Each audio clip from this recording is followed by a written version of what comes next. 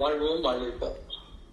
அந்த உச்ச நிலைக்கு நாம செல்ல செல்ல நம்முடைய தனித்தன்மை என்னன்னு பார்த்தா, இந்த கூட்டு வாழ்க்கைக்கும் உலகம் சொல்லிக் கொடுத்த பாடத்திற்கும் ஒத்து வராத தன்மைகள். இயற்கையின் தன்மை தான் நாம இருக்கோம். முழுமையாக இயற்கை.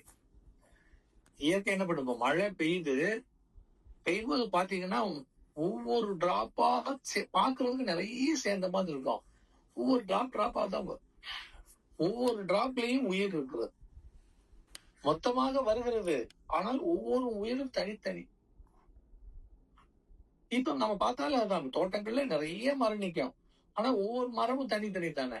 அதே மாதிரி தான் 1,00,000 இல்ல 1 கோடி மக்கள் இருந்தாலும் ஒவ்வொரு ஆளும் தனித்தனி. இந்த தனித்தனிக்கு காரணம் என்னன்னா அவரவர்கள் கர்மா வேறு. உங்க கர்மாக்கு தக்கவாறு உங்களுக்கு அமையும். குணமும் சரி, வாழ்க்கை நிலையும் சரி, ஆசையும் சரி, வாழ்நாளும் சரி, எல்லாமே உங்க கர்மாவுக்கு தக்கவாறு மாறும். அப்ப நம்ம தனிங்கிற உணர்வை முதலாவது நம்ம என்ன வச்சுக்கணும்? நமக்குள்ள பதிச்சு வச்சுக்கணும். அப்பதான் அடுத்தவர்களுடைய வாழ்க்கைக்குள்ள அடுத்தவர்களுக்குள்ள நம்ம நுழைய மாட்டோம்.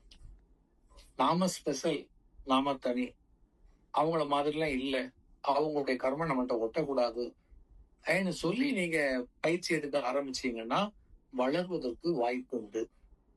பயணம் தொடர்வதற்கும் வாய்ப்பு. நன்றா சிந்திக்கணும். பயணம் தடைபடாமல் இருக்க வேண்டும். நாம் ஞானத்தில் வளர வேண்டும் என்றால் நாம் தனி. நாம் செல்கிற பயணம் தனி.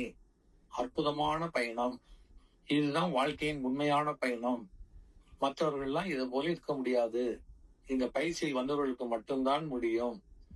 ஏன்னா அந்த உணர்வை நமக்குள்ள பதிச்சு வச்சு ஞாபகம் வச்சுக்கலாம். அந்த பதிவு இருந்தாலும் உங்களுக்கு என்ன இருக்கும்? பயணத்துல வேகம் வரும். இல்லைன்னா வரும். நீங்க பக்கத்துல உள்ளவங்களை எல்லாம் பாத்தீங்கன்னா அவர்கள் வாழ்க்கையெல்லாம் வேற வேற வேற விதமா இருக்கும். நமக்கு சோர்வு தட்டிடும். இல்லைன்னா நமக்குள்ளே வெறுப்பு தட்டிடும். நம்ம என்ன வாழ்றோம்? சரியில்லையோ, அவள்லாம் எவ்வளவு சம்பாதிச்சுட்டான், எவ்வளவு வசதியா இருக்கான், எவ்வளவு சந்தோஷமா இருக்கான். இந்த பொய் கணக்கை தான் போடும். உணர்கிற கணக்கை போட மாட்டோம். ஞானத்தில் உணர்கிற தன்மையைத்தான் நாம் உருவாக்க வேண்டும். நமக்குள்ள உணரும். ஒவ்வொரு விஷயத்தையும் கேட்டு பாருங்க, அது சரியா தப்பா? இப்ப நீங்க ஞானத்திலே போயிட்டீங்கன்னா, உண்மையான ஞானத்துல நீங்க பயணிக்கும் போது உங்களுக்கு என்ன வந்துடும்? உணவு கட்டுப்பாடு வந்துடும். எல்லாத்தையும் சாப்பிட மாட்டீங்க. மனசுக்கு பிடிச்சது ஆரோக்கியமானது மட்டும்தான் சாப்பிடுவீங்க. அப்போ உங்க மனசுக்கு பிடிச்சு ஆரோக்கியமான உணவுகளை சாப்பிட்டீங்கன்னா நோய் வருவதற்கு வாய்ப்பு இல்லை. கெட்ட பழக்க வழக்கங்கள் இருக்காது. அப்போ தேவையான விஷயங்களை மட்டும் பேசுவது, தேவைக்கு அதிகமாக பேசுவதோ, குறை சொல்வதோ, குற்றம் சொல்வதோ இல்லை என்கின்ற பொழுது மன சுத்தம் வந்துவிடும். அப்ப மனம் சுத்தப்படுகிற பொழுது உங்களுக்கு எப்படி நோய் வரும்?